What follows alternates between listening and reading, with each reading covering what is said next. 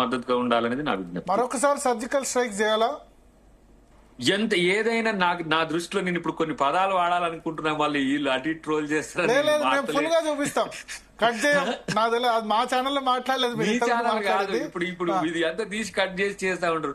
అవసరమైతే యుద్ధానికైనా తగ్గదు అని అంటున్నా నేను. నష్టమేం లేదు. ఇది ప్రతిసారి ఇప్పుడు మనం దీనికి శాశ్వత పరిష్కారం ఎట్లా అంటున్నామో, పాకిస్తాన్ అంశం కూడా శాశ్వత పరిష్కారం ఈ సందర్భంలో తెచ్చుకోవాల్సిందే.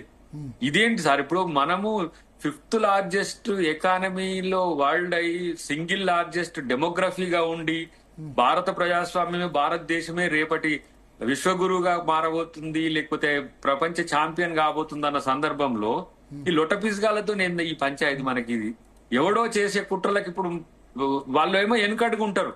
మనకు శ్రీలంక ఎంత ప్రేమగా ఉండే, నేపాల్ అంటే ఇప్పటికి కూడా ఉంది అనుకోండి, భూటాన్ గాని, లేదంటే తైవాన్ గాని, లేదంటే ఇది బర్మా గాని, అంటే మయన్మార్ గాని, మన మిత్ర దేశాలను సైతం శత్రువులు చేస్తుంది ఎవరు?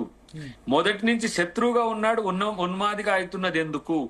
ఈ కోణం నుంచి మనం దౌత్య వ్యవహారాల్లో వైజ్ఞానికంగా ఉన్న అంశాలన్నిటి పరిశీలించి దేనికోసం ఈ మూవ్స్ జరుగుతున్నాయి, ఇవి మనం దేశ రక్షణ కోసం, దేశ భద్రత కోసం, మన జాతి సంరక్షణ కోసం మనమందరం కూడా కలిసి తీసుకోవాల్సిన ఒక నిర్ణయాలు ఉంటాయి. కాబట్టి ఆ విషయంలో అఖిల పక్షాన్ని దయాకర్ గారు యుద్ధం వద్దంటారు కొద్దిమంది.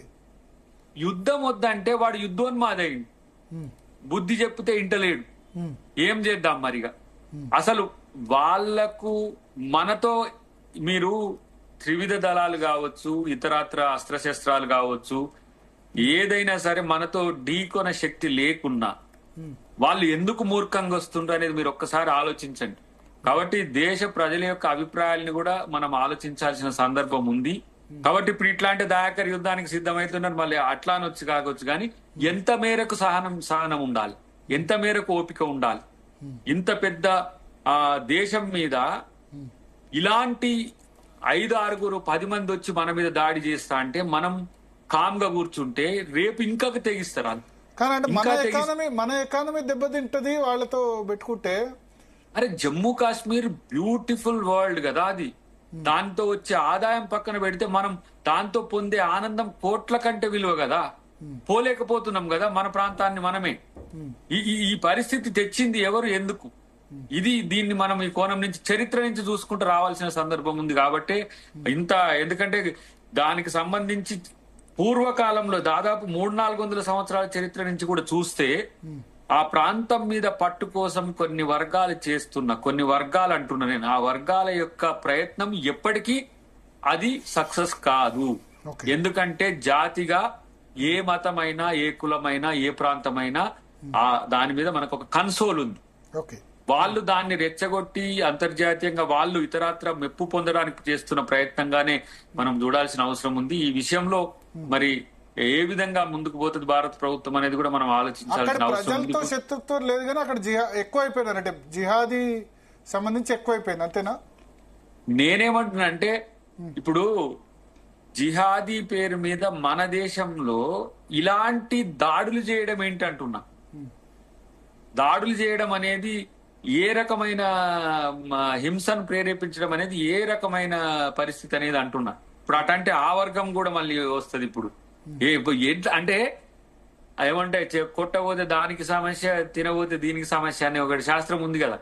ఇట్లా కాకుండా ప్రపంచ మానవాళి అంతా శాంతిని కోరుకుంటున్న సందర్భంలో ఎప్పుడు ఇవన్నీ కూడా ఉక్రెయిన్ రష్యా ఇష్యూ చర్చకు వస్తున్నది. ఇప్పుడు ఇలా పాలెస్టీన్ అండ్ అరబ్ అలా ఏంది దానికి సంబంధించి చర్చ, ఇజ్రాయెల్ పాలస్తీన్ అది వస్తున్నది, ఇండో పాక్ వస్తున్నది.